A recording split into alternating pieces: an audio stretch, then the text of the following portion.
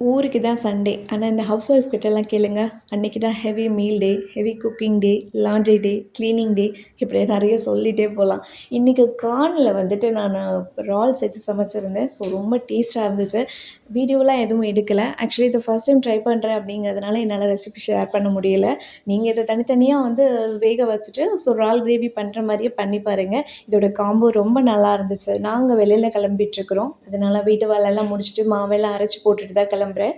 நாங்கள் எங்கே போகிறோம் அப்படின்னு பார்த்தீங்கன்னா, பொரூரில் இருக்கிற எஃப்எஸ் டாய்ஸ் தான் போயிருந்தோம்.